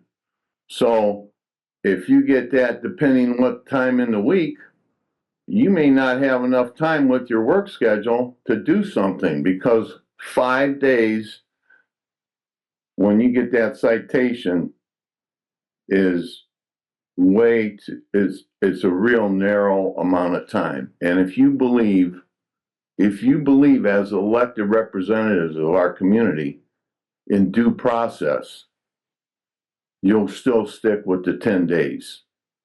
And also that there are more faults in this ordinance in the way it's applied to the general public, that I think you need a workshop on this. Because I had an incident with vector control last summer.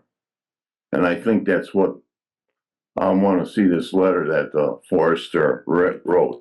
But I'm speaking in general for everyone, because here's what I want to tell you. This ordinance is not enforced properly. I have a home in my neighborhood that is 400 feet from my home. and they never received a citation. And I got pictures to prove it.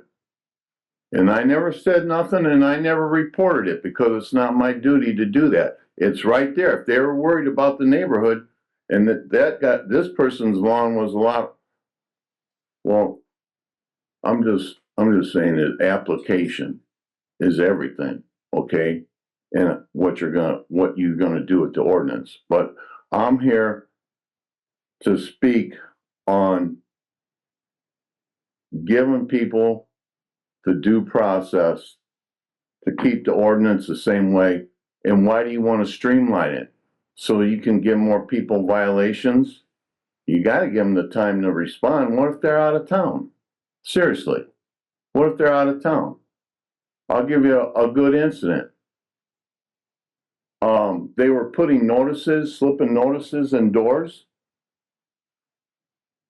They told me I got a notice. I asked my wife, where's the notice? She goes, I don't know what you're talking about, Paul.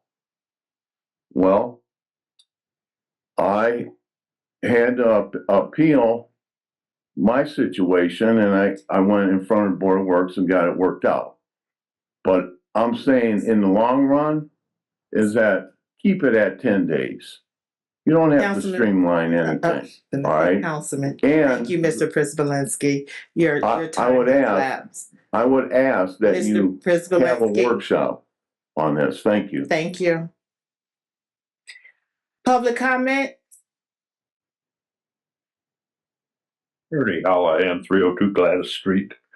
I agree with him. I think you should keep the 10 days. Five days is just not enough time for people, especially if they're out of town or if they work. They don't have time to respond to it within 5 days. I think best to keep it at 10. Public comment? This will be the last public comment.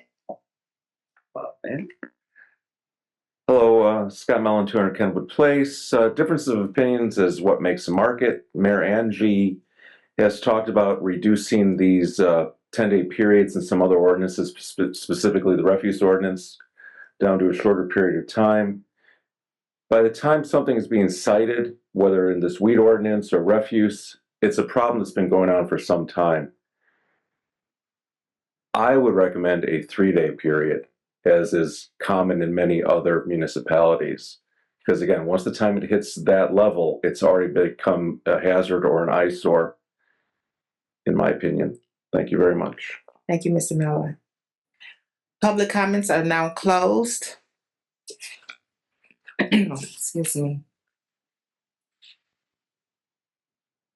Council comments? Councilman Prisbalinski? Oh, yeah, I have a question for the author, Councilwoman Mullenhour.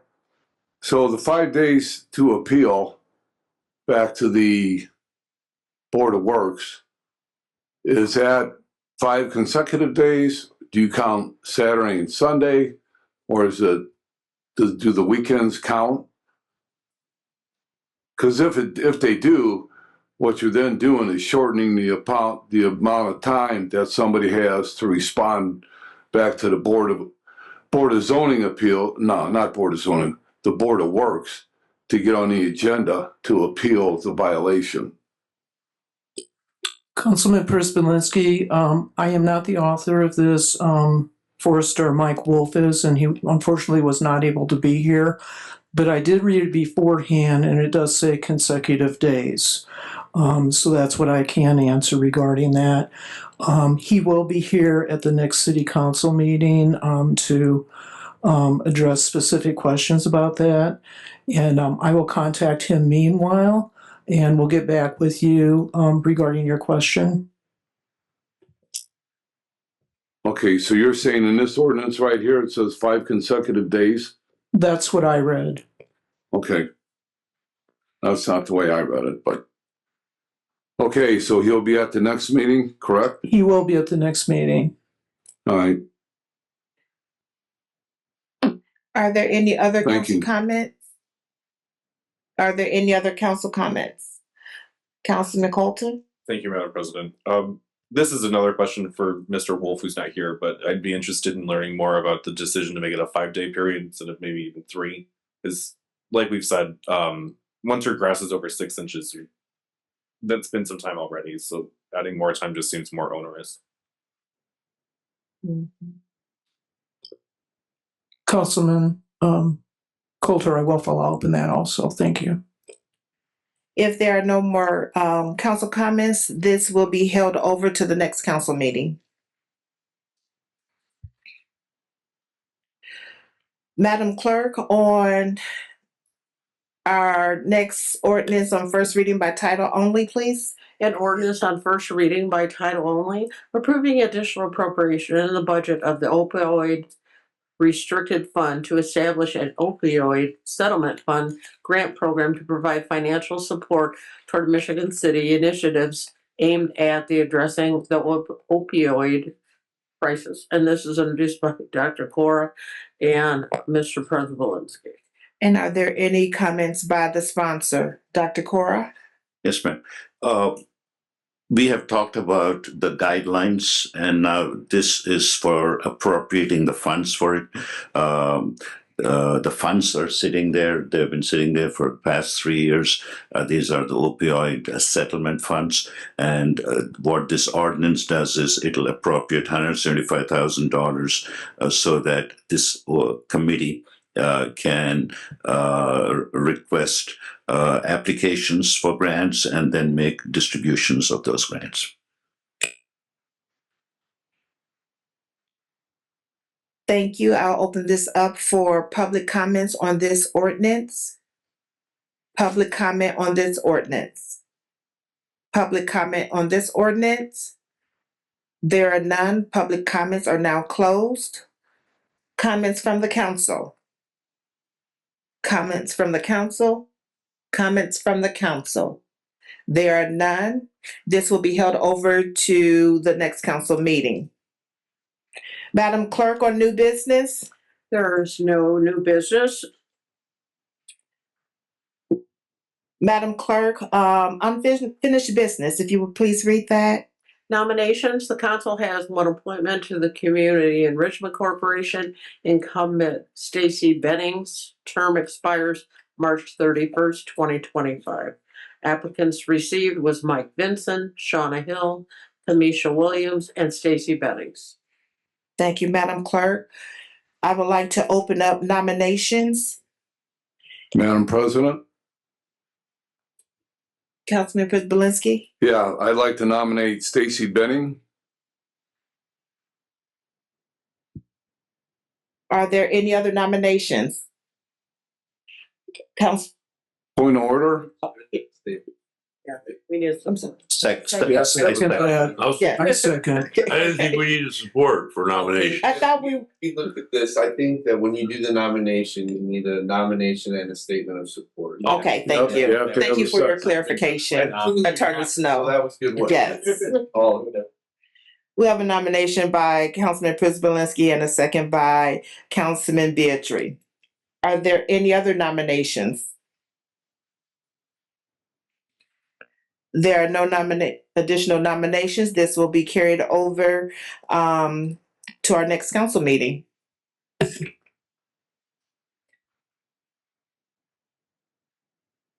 We will now open up comments from the public. Public comments are for 3 minutes. We ask that they be decent and in orderly. And there are comments. If you should have any questions, please direct them via email to the clerk of the court, to the clerk's city clerk, thinking I'm at work, or to the city council person that you wish to direct that question to. Ernie Callahan, 302 Gladys Street.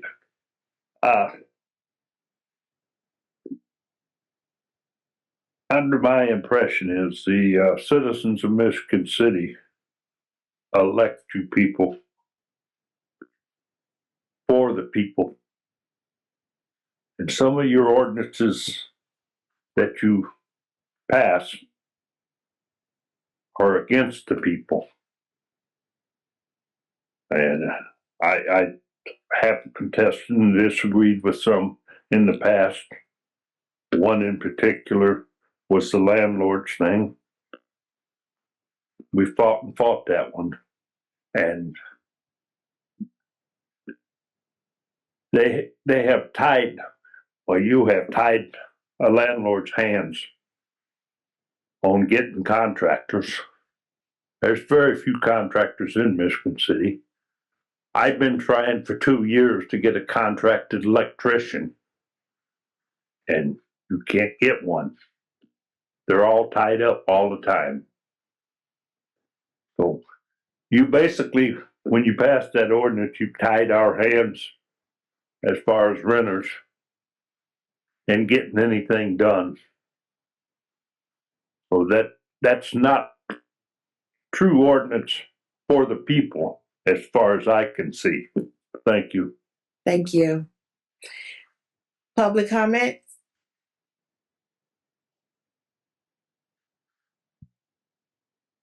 I'll have to agree with Ernie on that one, totally. And not to offend anybody. If you would please state your name and your address. Paul A. Przybylski, a 55-year resident of Michigan City in the 2nd Ward, 1716 Washington Street. I live a block and a half from my original, 2 blocks from my original residence on Hoyt Street, and a block and a half from my secondary residence with my parents on Wabash and Homer. I would like to say that I want to congratulate the county commissioners for upgrading a historical thing in the city of Michigan City, spending a lot of money in rehabbing the Franklin Street Bridge. I want to congratulate a guy who was very behind that project, Commissioner Rich Morzinski, and our president of the county commissioners right now, Connie Gamarosa. And I believe that is because they are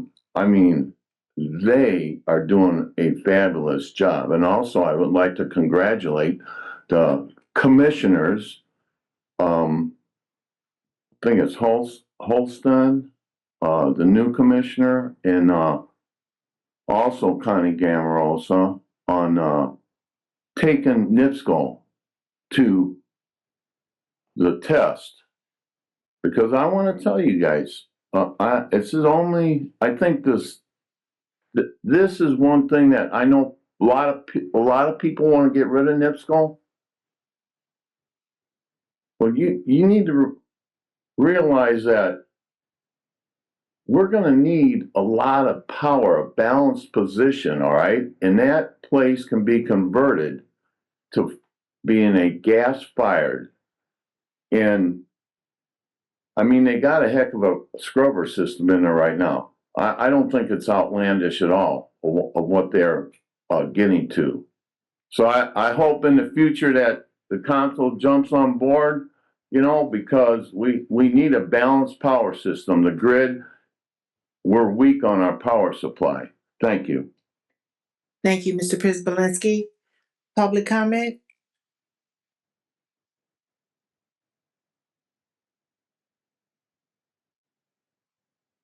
Madam President, council members, my name is Richard Reth.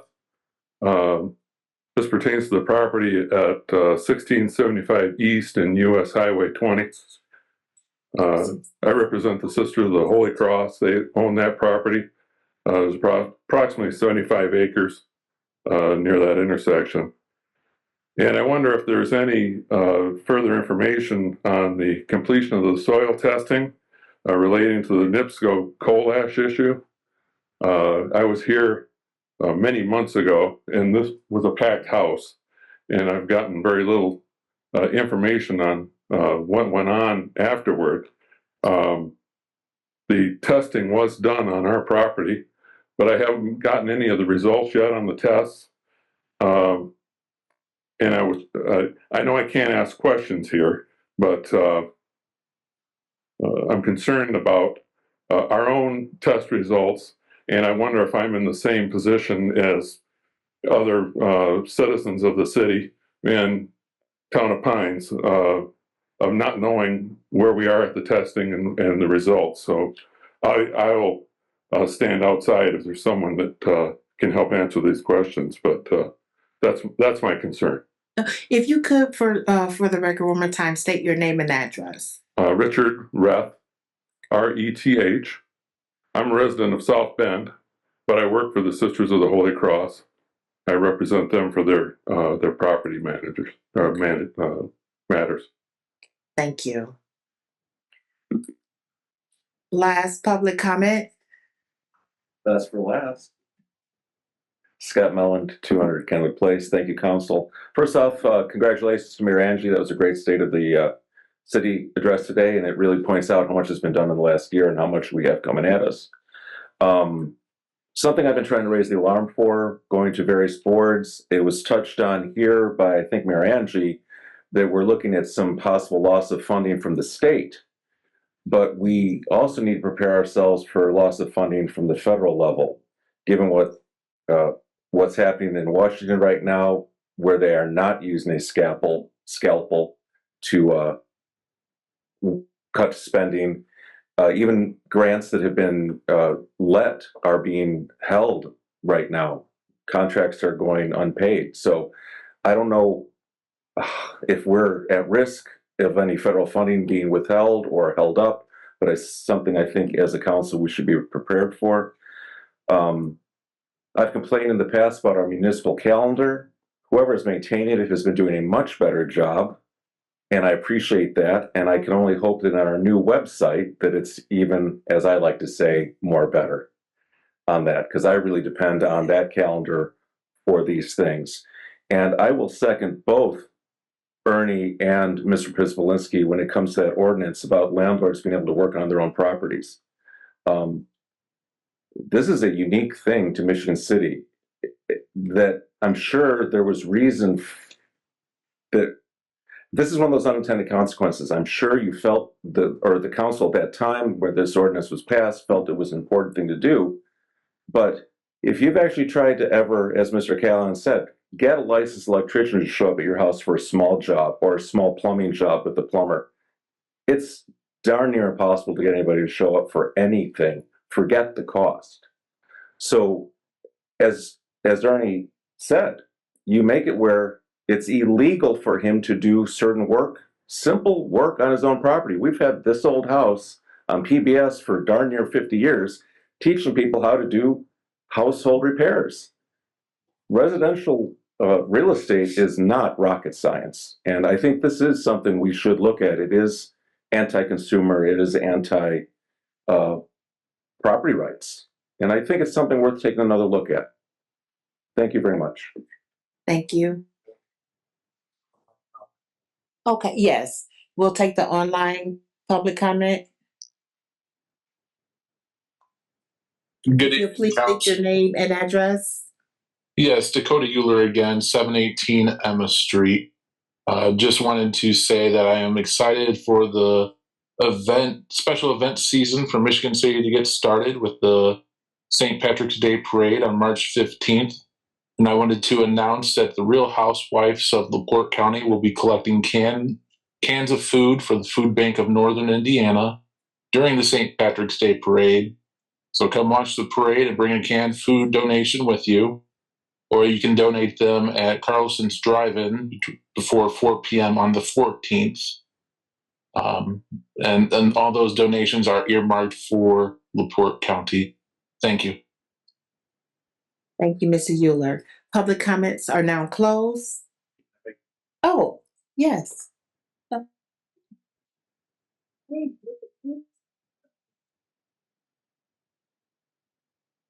3.5 years, I've never gotten up and made a comment, but we have an absence in the crowd today, and Tommy Kolavic, and I can virtually guarantee you where he is. As he reminded you at the last meeting, the Michigan City High School is hosting the IHSAA Class 4A Boys Basketball State Tournament Sectional. And in kind of an upset this evening, LaPorte defeated Penn 52-37, which actually sets up a repeat of the Wolves and Slicers on Friday at 5:30 at the Wolves Den. So I am sure that Tommy would be encouraging everybody to come out and support the Wolves at Friday's game at 5:30. Thank you. That was good. Those were reopening up public comment. Public comments are now closed. Comments from the council. Are there any comments from the council? Councilman Prisbalinski. Thank you, Madam President. And that was a very good report, Drew. Thank you very much. Tommy would be proud of you. Yep. Yeah. The first thing I'd like to discuss is I heard the tail end of the Finance Committee meeting this evening, and I heard Councilman Beatry addressing the City Controller, Mary Ellen, about getting a quarterly report update on where the city's finances are. So then Mary Ellen or Mary Lynn walked out, and I met her at the stairway. And I thought, well, even better, why don't we get a quarterly report and present it to the council so the council knows throughout the year where we stand exactly on all the funds. So she agreed to do that. So we'll be getting that report every quarter. All right. The other thing I'd like to talk about tonight is Tanisha, our Human Rights Director, is leaving Michigan City, or not leaving Michigan City, but she's leaving her job here at City Hall. And I would just like to thank her for her years of service and working with the Human Rights Commission. That's how I got to know Tanisha very well. So I want to wish her well in her new endeavors. And I just want to share a story about Chris Carter, the refuse director here in Michigan City. So I've been getting a phone call from an individual complaining about the neighbor and trash in the alley, trash in the recycle cans, what have you. And it was overflowing. And anyway, Chris, because the neighbor called me up and told me about it, that he saw Chris come over to that address on a Monday morning in the garbage truck all by himself and picked all this stuff up and cleaned up where the mess was at. And then he went up to the neighbor's door and explained probably the proper way on how to deal with his refuse. So I just want to give a shout out to Chris Carter, our refuse superintendent, to going the extra mile for doing that. And then also I attended the police department's awards ceremony, which was a couple weeks ago. And the one award, it's called the Chris Smith Award presentation, was given to an officer by the name of Aaron Bass. But Chris Smith apparently was an officer that had been on the police department for 2 to 3 years, but then he developed cancer. But in that time, I guess he was a really spirited police officer, did a great job, and the department made an award for this individual. So again, Aaron Bass was the recipient of that Chris Smith Award, and I just want to congratulate him. And a 20-year award was given out to Captain Kevin Urbanzik. So if you don't know who that is, that's the gentleman that sends out the reports every day to the city council.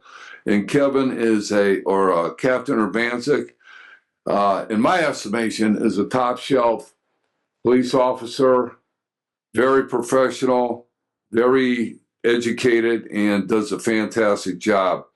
And then there was finally Officer Tim Baker, got his 30 years, and he plans on retiring. So want to wish him well. And last but not least, one of my personal friends, Captain Andrew Nouse from the Michigan City Fire Department, is getting ready to, or has retired already, after 30 years, I believe, on the fire department. And I know that Councilman Dabney will attest to this, that Andrew was on the negotiating committee for the fire department, Local 475, and always conducted himself in a professional manner. And we were always able to get things done. Maybe not the first go around, but we always came up with a very legitimate contract. And yeah, so I just want to wish him and his wife, Kathy, I'll mention her, who was a Michigan City teacher for 30 years. She just retired in the summer. So anyway, I want to wish those two a happy retirement and appreciate everything Andrew did for the city of Michigan City. Thank you. Thank you, Councilman Prisbalinski. Councilman Coulter. Thank you, Madam President. I just wanted to repeat an invitation that I made 2 weeks ago. So the Michigan City Parks Department and the Trail Creek Watershed Partnership have come together for a special screening event for The Fish Thief, a Great Lakes mystery documentary. The event is free and open to the public at the Senior Center. The doors open at 12 p.m. The film will begin at 12:30, and the event will end around approximately 3 o'clock, with free appetizers and a cash bar, with beer provided by Burnham, if that's an important detail. So the movie details. So the invasive species remain one of the greatest threats to the Great Lakes, including Trail Creek, which of course we all know flows into Lake Michigan. The Fish Thief, a Great Lakes Mystery, is an award-winning documentary narrated by J.K. Simmons. The film reveals how sea lamprey nearly wiped out key populations, causing economic and environmental devastation. While much has been done to control the crisis, the fight isn't over. The screening is an opportunity to learn from history and discuss how we can continue to protect our waterways. So if anybody's interested in that start time again is at noon at the Senior Center this Sunday, March 9th. Thank you. Thank you, Councilman Coulter. Councilwoman Moldenhauer. I have a brief announcement also. This Thursday, March 6th, is the Northwest Indiana Green Drinks. This series happens the first Thursday of every month at 6:30 p.m. You can be a part of this at Save the Dunes Facebook Live page or by Zoom, and you can get that Zoom link from mem@savedunes.org. I'm very excited. This month we're taking on the topic of planting native flowers, plants, and grasses in one's yard, at one's school, place of worship, parks, wherever. The title is Ready, Set, Go Native. So this also will be the time that we'll launch our citywide Native Wildlife Federation certification process. And I also want to acknowledge Northwest Indiana as a whole. That would be LaPorte, Porter, Lake, Stark, and Jasper County became the first region in the whole country to be certified as a National Wildlife Federation area. So we started big and now we're going to be going smaller. So we're looking at the cities and municipalities next. And if we get enough cities and municipalities, then that county will be certified. So I think this is very exciting. It supports our declining populations of butterflies, birds, bees, and bugs. Thank you. Thank you. Well, I guess that will end with me. I only have two things. One is just a reminder for the next upcoming town hall meeting for the public. Please, these are your opportunities to come out to find out what's going on within the city, what's happening within your wards. So this is going to be on March 31st, 2025 at the Hope Center, 222 McClellan Ave, Michigan City. Also on tomorrow, March 5th, 2025 at 5 p.m. in the EOC room, there is going to be a workshop addressing the proposed development of a certified recovery resident facility in LaPorte County. Their guest speaker, Magistrate Greta Friedman, Steve Eyrick, the Director of Mickey Webb, Executive Director of the LaPorte Drug Free Partnership Recovery Resident Leadership Team, and other board members.